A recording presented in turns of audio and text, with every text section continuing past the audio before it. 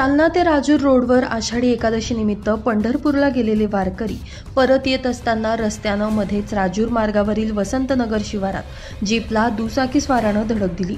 Jeep चालकाचं नियंत्रण सुटल्यानं जीप रस्त्याच्या कडेला असलेल्या विहिरीमध्ये कोसळली। या घटनेमध्ये पंढरपूर करून घराकडे परतणाऱ्या 6 वारकऱ्यांचा दुर्दैवी मृत्यू झालाय।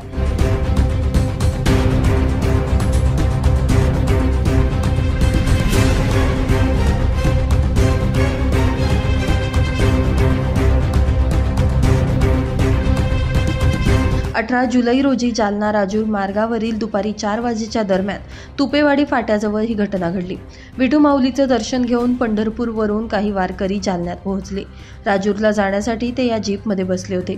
खासगी वाहनानं जालना ते राजूरकडे जात असताना वसंतनगर शिवारात जीप आणि दुचाकीच्या धडकेत गाडीवरील नियंत्रण सुटल्यानं रस्त्याच्या कडेला असलेल्या विहिरीमध्ये काही काळाच्या आतच जीप कोसळली।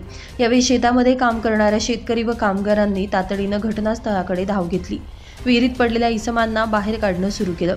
सायंकाळी उशिरापर्यंत काही जणांचा जीव वाचवण्यात यश आलं असून यामध्ये 6 जणांचा मृत्यू झालाय। जखमींना शासकीय रुग्णालय जालना या ठिकाणी हलवण्यात आलं। यामध्ये दुचाकी स्वार देखील जखमी झाल्याचं कळतंय। घटनेची माहिती मिळताच घटनास्थळी पोलीस अधिकारी, अग्निशमन दलाचे जवानही दाखल झाले होते। सूत्रांच्या माहितीनुसार मृतांचा आकडा वाढण्याची शक्यता देखील वर्तवली जातेय।